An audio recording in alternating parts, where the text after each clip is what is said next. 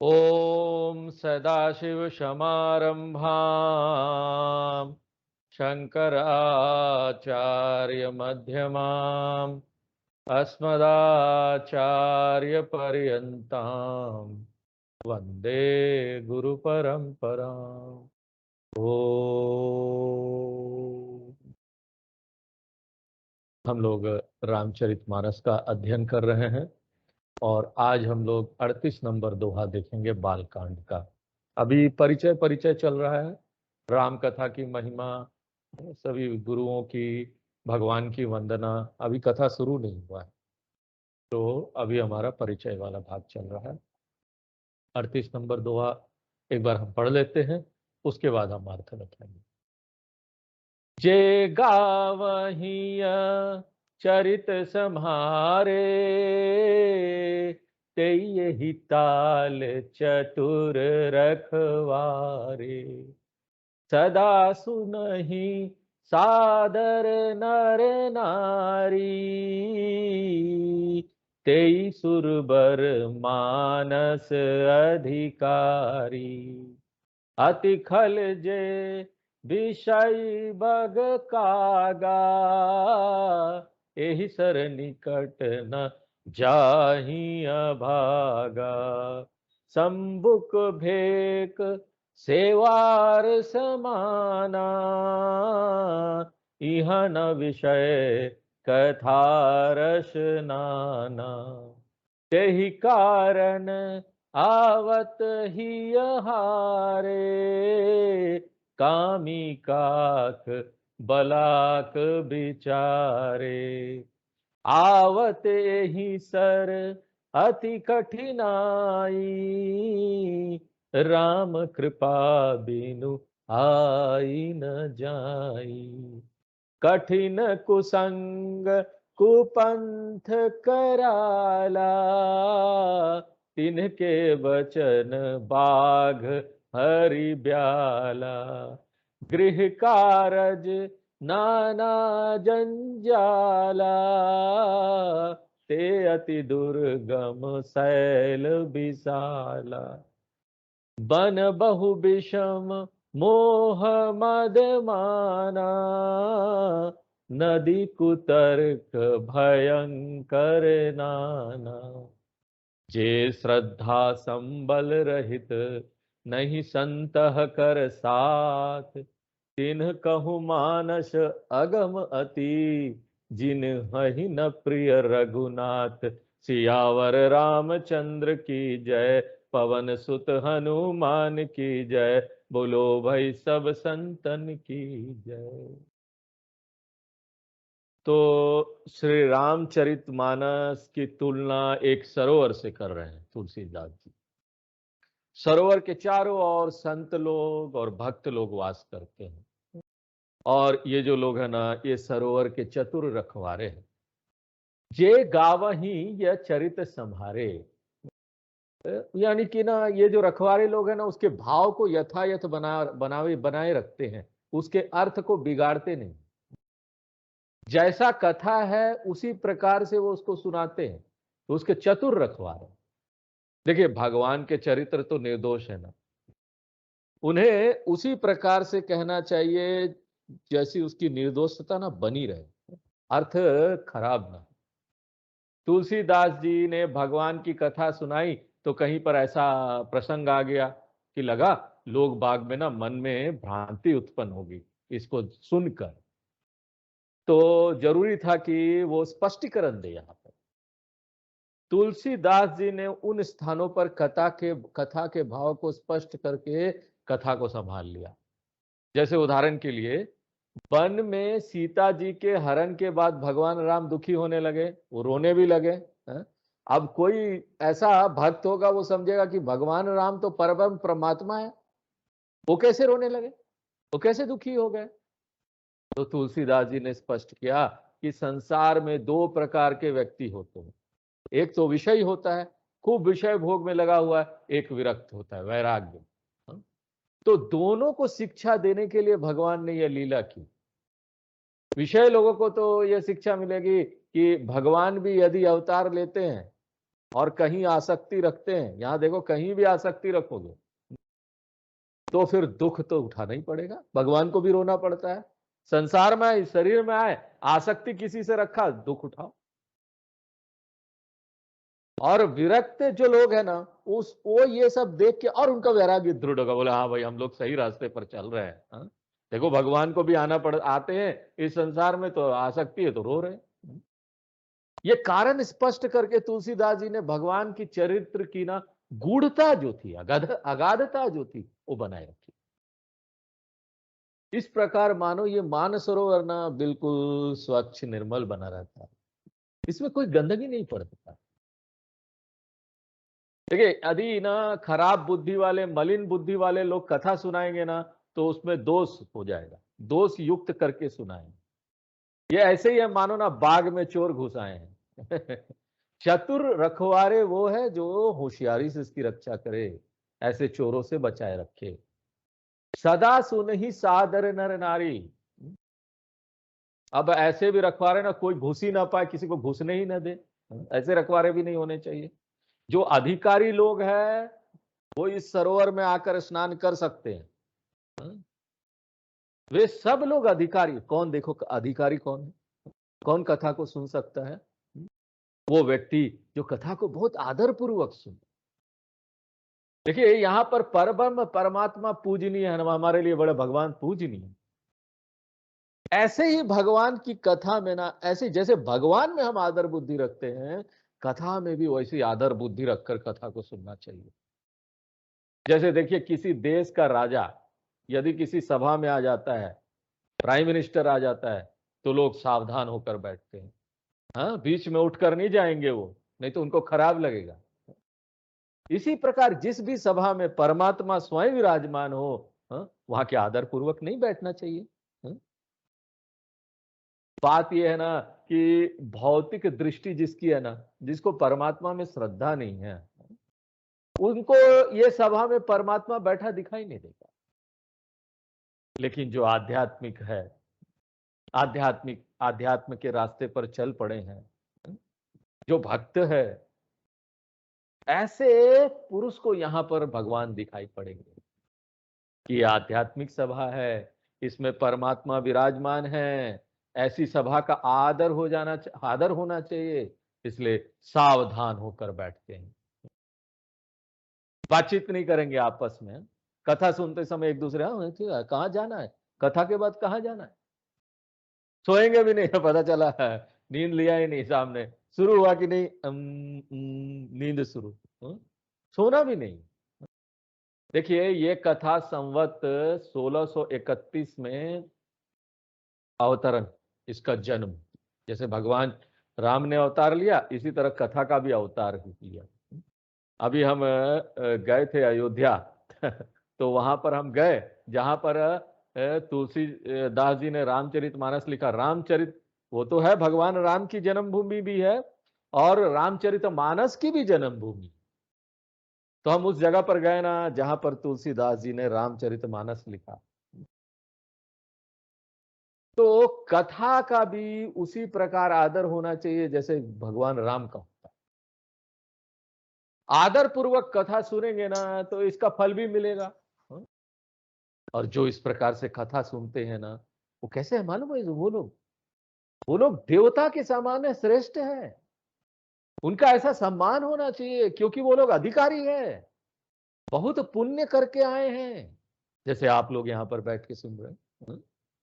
बहुत पुण्य करके आए हैं, तब जाकर ये मौका मिल रहा है, अवसर प्राप्त हुआ है। अब बताते हैं तुलसीदास जी कि कथा से संबंध रखने वाले संसार में 4 प्रकार के व्यक्ति हैं। एक, जो इस कथा में रुचि ही नहीं रखते, उनको कोई रुचि नहीं राम कथा। 2, जो कथा में थोड़ी रुचि रखते हैं परंतु कथा सुनने पहुंच नहीं पाते। 3, जो कथा सुनते भी है परंतु उसका लाभ नहीं प्राप्त कर पाते। 4था, जो आदर पूर्वक कथा सुनते हैं और पूरा लाभ उठाते हैं। तुलसीदास जी इन चारों प्रकार के व्यक्ति का वर्णन आगे करेंगे इसी क्रम में। क्या बोलते हैं? अति खल जे विषयी बग कागा। ये ये जो व्यक्ति है ना, अति खल जे विषय बग कागा, ये पहला प्रकार का व्यक्ति है, जो अति खल है। साधारण खल होना तो सत्संग के द्वारा उसमें कुछ सुधार की भी संभावना होती है, परंतु अति खल होना तो सत्संग के पास आएगा ही नहीं। ये विषयी लोग तो बगुले और कौवे के समान है। अब देखिए, ये हम नहीं बोल रहे हैं, तुलसीदास जी बोल रहे हैं, जो सत्संग में नहीं आते ना, बगुले कौवे के समान। कैसे? बगुला और कौवा लोग ना जैसे गंदी चीजें नहीं खाते हैं, इसलिए ये ना, ऐसे लोग ना गंदे पानी के सरोवर के पास रहते हैं। ये तो राम कथा मानसरोवर की तरह, यहां वो नहीं पहुंच पाएंगे, क्योंकि ये तो यहाँ पर स्वच्छ सरोवर है। इसमें उनको कहाँ उनका भोजन मिलेगा? उनका भोजन क्या है? विषय चर्चा, कहाँ पर निंदा चर्चा, कहाँ क्या हो रहा है, कहाँ क्या नहीं हो रहा है? कौन आगे बढ़ गया, कौन कहाँ चला गया? है? ऐसे विषय, लोगों को विषय की बात ही पसंद आती है। कौन कहाँ पिक्चर देखने आ रहा है, कौन सा पिक्चर आया है?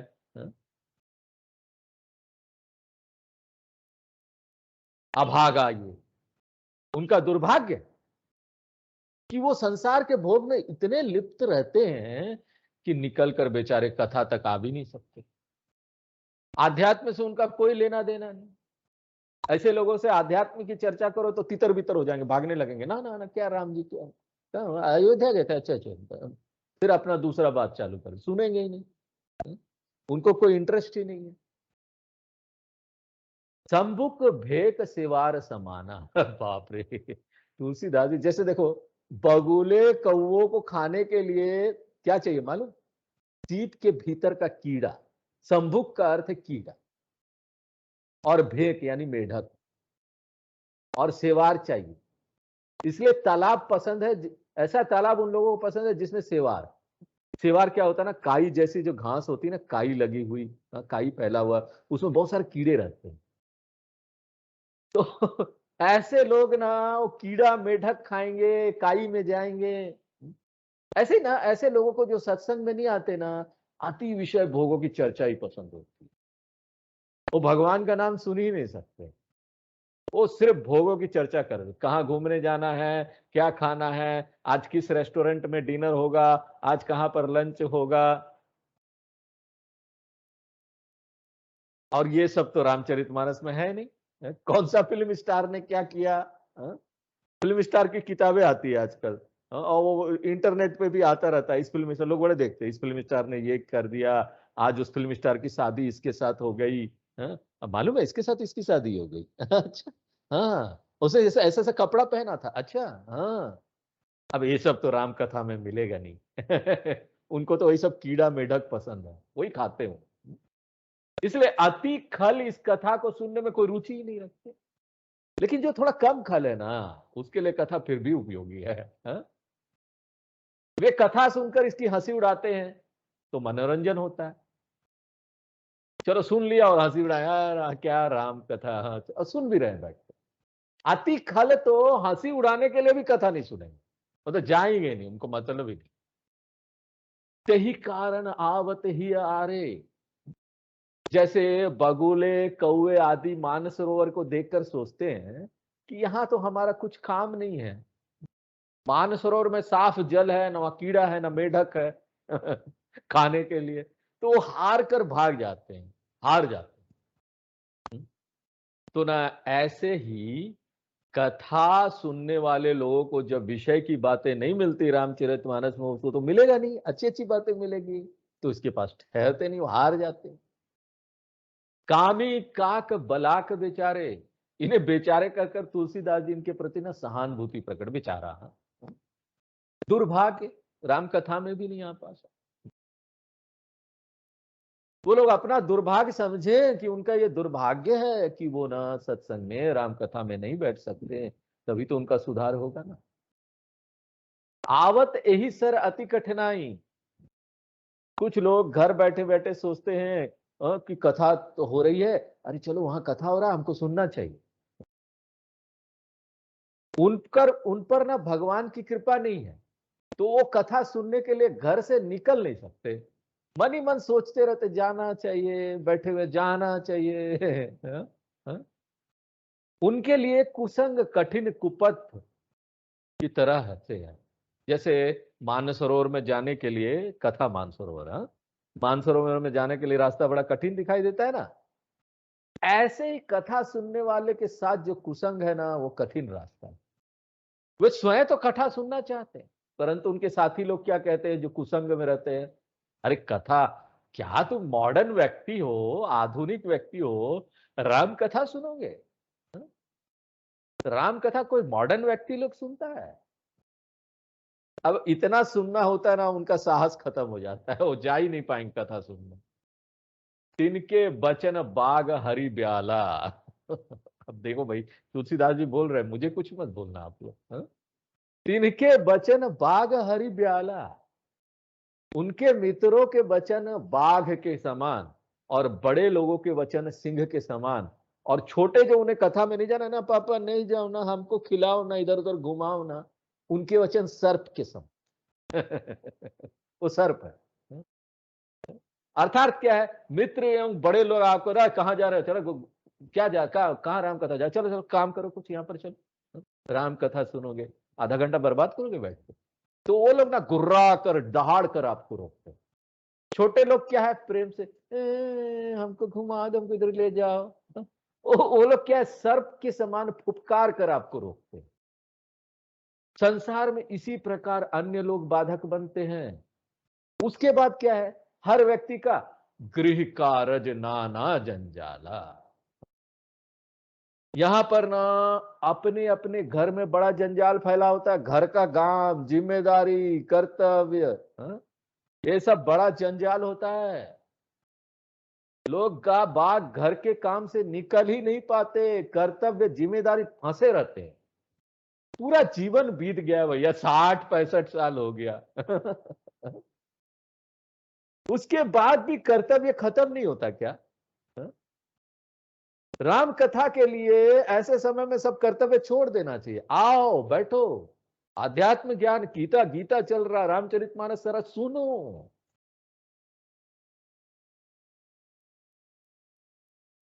जिंदगी जिंदगी के ये सब जंजाल ना पहाड़ के समान फैले पड़े हैं।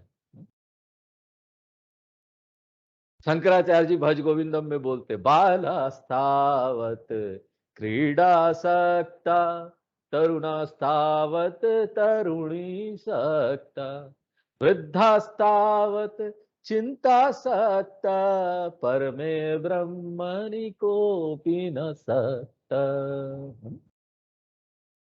सब लगे पड़े हैं इस संसार में, उनको इधर दिखाई ही नहीं देता ऐसे लोगों को। उनको लगता है ये सबको लांग कर कथा सुनने जाना आता अति कठिन दिखाई पड़ता है। आगे क्या बोलते हैं, वन बहु विषम मोह मद माना। जैसे देखिए मानसरोवर तक जाओ ना, तो रास्ते में वन पड़ेगा, नदियां पड़ेगी, ये सब रास्ते की बाधाएं हैं। ऐसे ही जो लोग भगवान की कथा सुनना भी चाहते हैं ना, उनके सामने बाधाएं आती। कैसा बाधा आती? परिवार का मोह, नहीं नहीं आज बच्चे का जन्मदिन है, एनिवर्सरी है। नहीं नहीं आज उसको मेरी जरूरत है, दुखी है, ऑफिस में कुछ कुछ बोल दिया गया, ऑफिस में आज उसको कुछ बोला है, हाँ? वो दुखी है, आज मुझे उसके साथ रहना चाहिए, आज क्यों कथा सुनने जाएगा? परिवार का मोह, विद्या, पद, धन का मद, ये सब कथा सुनने में बाधा डालता है। मान अभिमान भी बाधा है। जैसे मानसरोवर जाने में वन की बाधाएं हो, ऐसे ही व्यक्ति के मन की बाधाएं है। जैसे रास्ते में चौड़ी नदी पड़ जाए तो पार करना मुश्किल होता है, ऐसे ही कथा सुनने वाले लोगों के बीच में ना कुतर्क आ गया, तो कथा कैसे सुनने जाएंगे? कथा सुनने के लिए 3 बातें जरूरी है। एक तो श्रद्धा होनी चाहिए, संतों का साथ हो, और तीसरा भगवान की कृपा होनी चाहिए।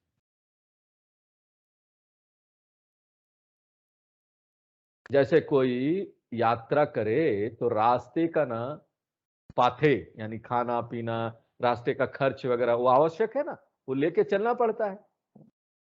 ऐसे ही कथा सुनने जाने के लिए क्या आवश्यक है पता है? क्या लेके चलना पड़ता है? श्रद्धा। श्रद्धा रूपी संबल, ये श्रद्धा चाहिए। श्रद्धा होगी तभी एक व्यक्ति ना घर से बाहर निकलेगा। वो निकलना कितना कठिन है, घर से बाहर निकलकर कथा स्थल तक पहुंच पाएगा। आजकल तो निकलना भी नहीं पड़ता, मोबाइल चलाने में भी मुश्किल है। स्काइप में आ जाओ, लिंक भी भेज दिया गया, भाई लिंक भेज दो सबको। उसके बाद याद भी दिलाते, कथा है 5 बजे आ जाओ। हाँ? तो कितना कठिन है सोचिए। देखिए संत लोग स्वयं भी कथा सुनते हैं और दूसरों को भी प्रोत्साहित करते हैं।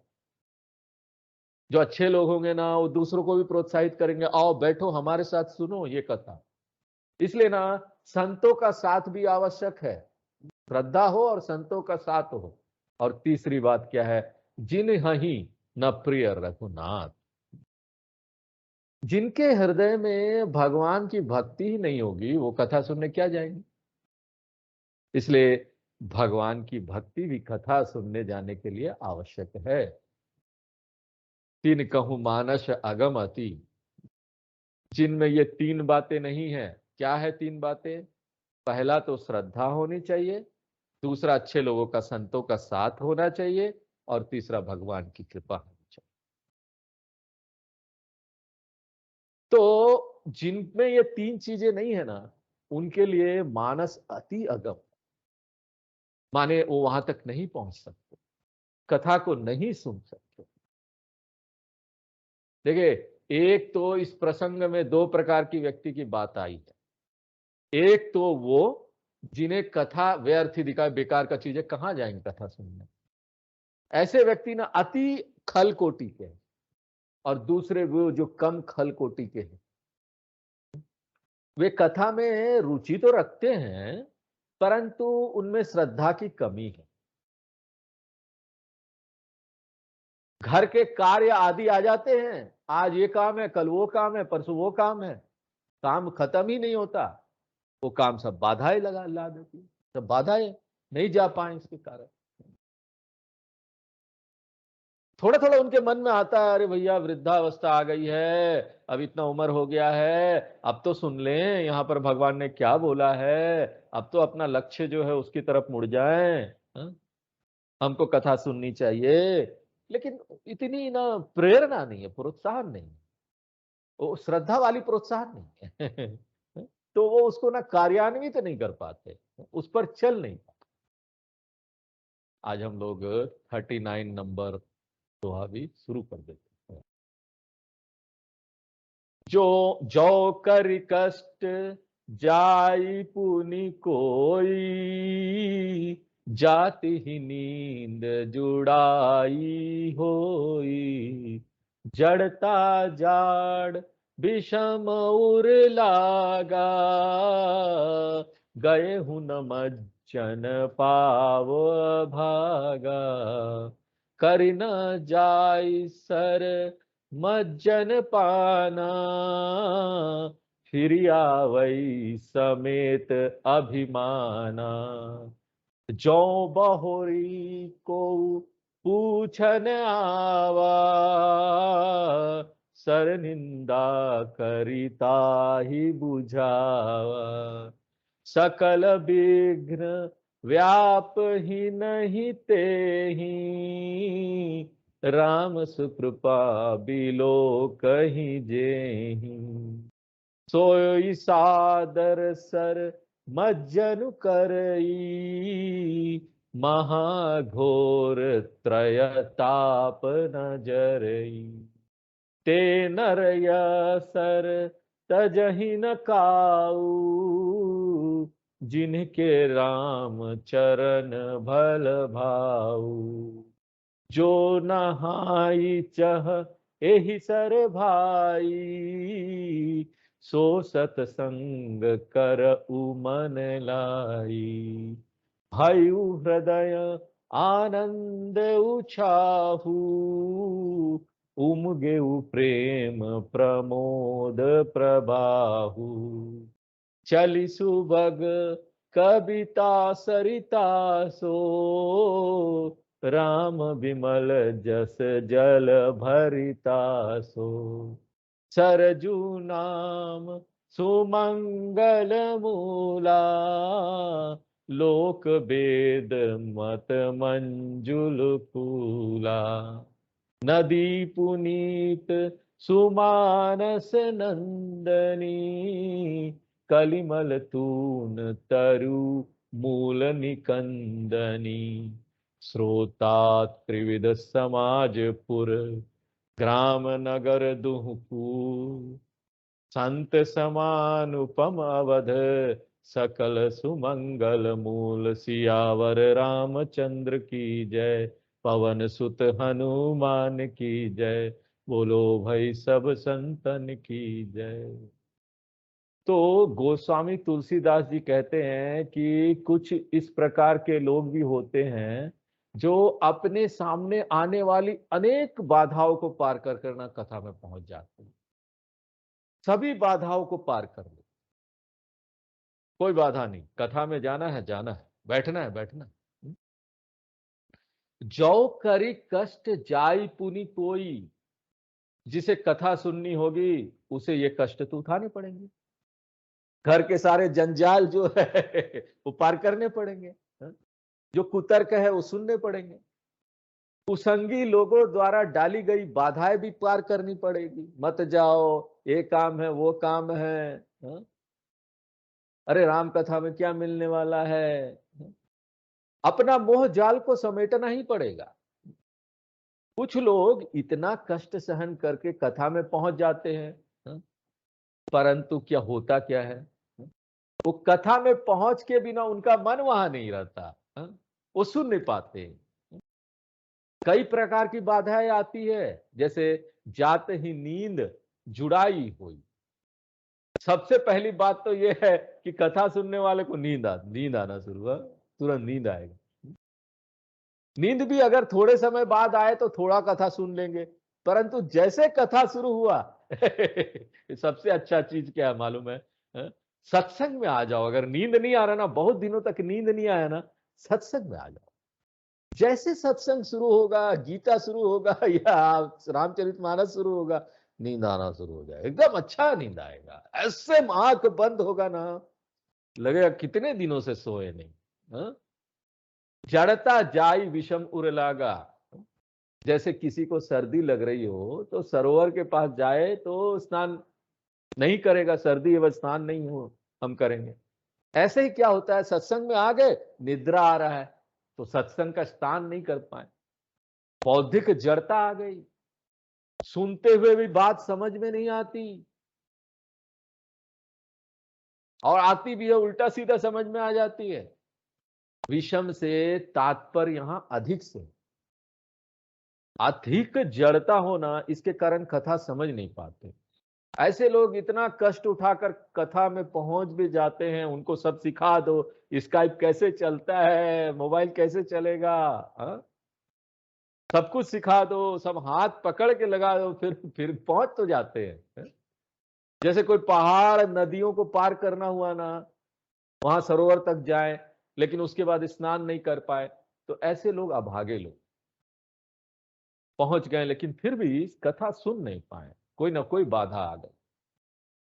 देखिए, भाग्यशाली तो तब है ना जब कथा सुनने पहुंच भी जाए, सुने भी, समझे भी, और उसमें से कुछ शिक्षा ग्रहण करके अपने जीवन में उसको धारण करें। कुछ जीवन में परिवर्तन आना चाहिए कि हम ये कथा सुन रहे हैं, हमारे जीवन में परिवर्तन आ जाए, तब तो आप बोल सकते हैं कि भाई देखो पुण्य का फल मिला, हमारे अच्छे भाग्य थे। करी ना जाई सर मज्जन पाना, मानो स्नान नहीं कर पाए, उनका जल भी नहीं पी पाए, हाँ? सर मज्जन माने कथा में डुबकी लगाना, इस प्रकार से कथा सुनना स्नान करना हो गया। कैसे? कथा में जो आध्यात्मिक शिक्षाएं हैं ना, जो आध्यात्मिक शिक्षा दी जा रही है अपने जीवन को परिवर्तित करने के लिए, हाँ? उनको धारण कर अपने जीवन में, हाँ? और इसमें व्यक्ति के जो दुख अशांति भय है ना, वो मिटकर प्रसन्नता आ रही है।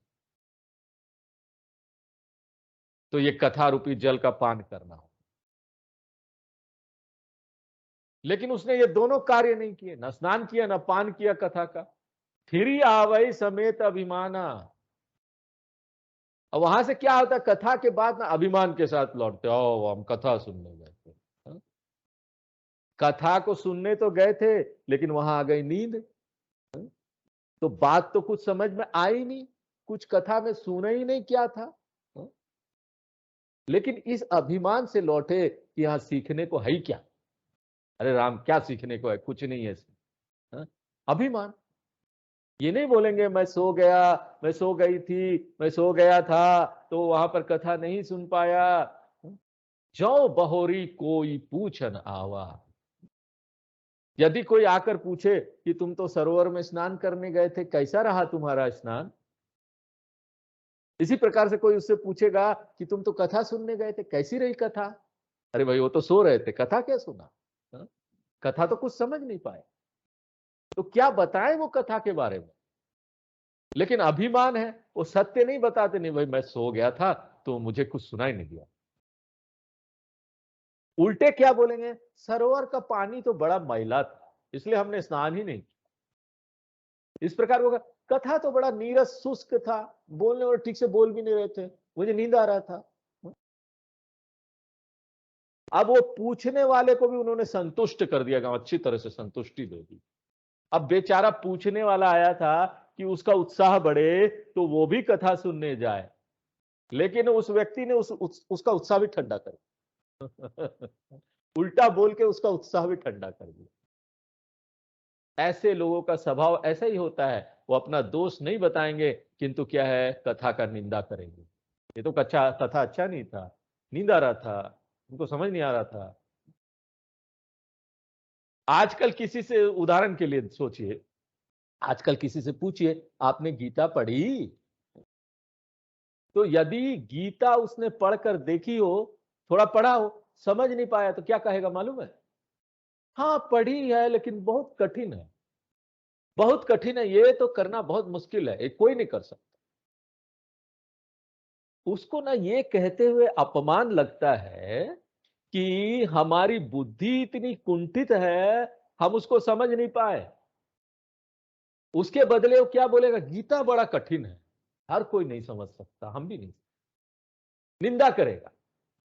आसान नहीं, कठिन। चौथे प्रकार के लोग वो है जो कथा सुनने जाएंगे भी और समझेंगे भी। ऐसा व्यक्ति ना हजारों में एक होगा, कई हजारों में ऐसा व्यक्ति होता है। ऐसे व्यक्तियों पर ना भगवान की बड़ी कृपा है, वो बड़े भाग्यशाली व्यक्ति है। कथा सुनने के लिए सारी आवश्यक बातें उन्हें प्राप्त है, विघ्न व्याप ही नहीं। अर्थ यह है कि चौथे प्रकार के लोगों के समीप कोई विघ्न नहीं आता। ऐसा नहीं है कि उनको विघ्न नहीं आता, उनमें उत्साह इतना है, श्रद्धा इतना। देखो, घर की जिम्मेदारी, सारी जिम्मेदारी, सब बाधाएं, लोगों रोकने वाले लोग, कुतर्क करने वाले लोग, मत जाओ, गीता मत सुनो, मत बैठो, मन खराब हो रहा है, वो सारी चीजें उनके साथ भी आती है। लेकिन श्रद्धा जब होता है ना बहुत ज्यादा, कि हमको सुनना है, ये हमारा उद्धार करेगा, तो उसको कोई चीज रोक नहीं पाती, बाधाएं बाधाएं नहीं रहती। भगवान की कृपा से। और ऐसे लोग जो ये इच्छा करते हैं ना, हमको ये सुनना है, भगवान हम सुन नहीं पा रहे हैं, कुछ तो हमको किसी तरह पहुंचाइए, तो भगवान भी उसकी मदद करते हैं। रास्ते से सारा बाधाएं हटा देते, रास्ता उनका रोक नहीं पाएगी। बाधा बाधा बाधा अपनी जगह रहेगी, लेकिन कुछ भी चीज उसका रास्ता नहीं रोक पाएगी। पूर्णमदः पूर्णमिदं पूर्णात् पूर्णमुदच्यते पूर्णस्य पूर्णमादाय पूर्णमेवावशिष्यते। ओम शांति शांति शांति।